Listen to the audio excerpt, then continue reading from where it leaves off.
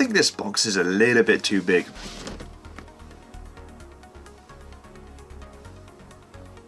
Now that's better. Anyway, let's get back to the video.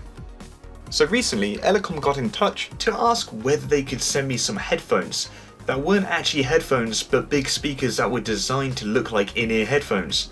It sounded absolutely ridiculous, so there was only one logical answer I could give. Doing it. So here we have the SP-EL001CGD desktop speakers. These retail in at a premium price of $230, and if you are interested, links can be found in the description for more information. Now, starting off with the box, I really do like the clean and professional look the manufacturer chose for the design, and on the side it does list some of the key features which are all printed in Japanese. Thank you very much Google Translate. The features are as follows: a 3.5mm gold plated L-shaped plug, 52mm full range drivers, 1 meter cable, which to be honest isn't really that long, passive radiators, and it also includes cork stands which help with the positioning of the speakers and vibration suppression. Furthermore, on the back it does mention about the glass fibre diaphragm. Now for the unboxing, you just need to take off the cover sleeve to expose the main box and pop these side flaps to get in. All contents were well organised and securely placed inside, which is always good to see, and considering this was shipped all the way from America, there was no damage whatsoever. The first item out of the box are the instruction manuals, which come in a variety of languages.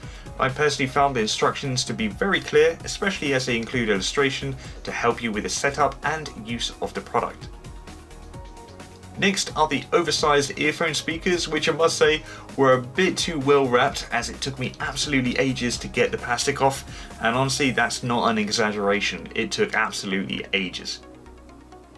Finally, we have the cork stands for the speakers. Now whilst they do look good, I do wonder if the manufacturer could have gone with a material that could have been a bit more robust, as they do feel a little bit flimsy. That is certainly a concern of mine.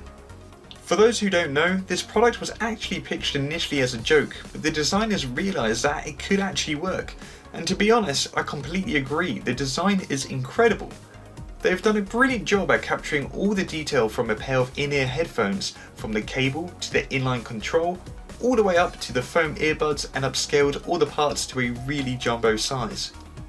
Obviously people's tastes vary, however I personally think they look exceptionally smart and would definitely think that they would complement a room that has a musical or instrumental theme.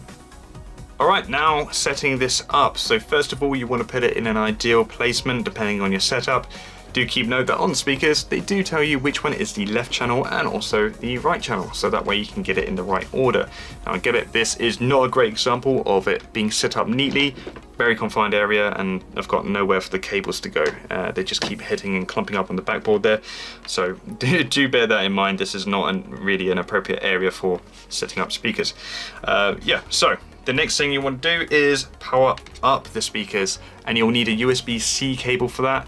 One isn't included, so you're going to have to buy one if you don't have one already. That goes into this little adapter there, like so. The other end just goes into a powered USB source, so that could be on your laptop, desktop, or a power outlet adapter, which I'm currently using. I have tried it on my computer, works absolutely fine. Right, so that's that. The next thing is obviously plugging it into whatever device you want to listen to audio from. So your laptop headphone port, your desktop port, or a smart device, MP3 player, you get the gist. Anything with an auxiliary port, you can plug it into. Unfortunately, there are some phones that don't have an auxiliary port. You can get adapters, or alternatively, this is my favorite thing to do, so TP-Link and probably some other companies do Bluetooth music receivers. And you simply power this up, put the auxiliary into the back here, and this effectively turns this non-Bluetooth speaker into a Bluetooth speaker. Really, really neat. So that is an option to keep in mind. Alright, so on this little inline control panel here, we have the volume slider, the power button, and what looks like a little microphone hole is actually an LED light to show you that the power is currently on. So I'm going to put a little audio clip on so you just know it's working, and I'm going to show you the volume there, but bear in mind that what you're hearing is not going to be representative of what I'm hearing, and that's why I'm not going to play a lot, also copyright reasons. So first of all, I'm going to turn this speaker on. There we are, you can see that's turned up blue. And when you're playing music, obviously like put the volume up to the max on your phone or device, and then you can adjust from here. That's the easiest thing to do, I personally find. So I'm going to play some tunes, adjusting the volume, and so that's off, all the way up.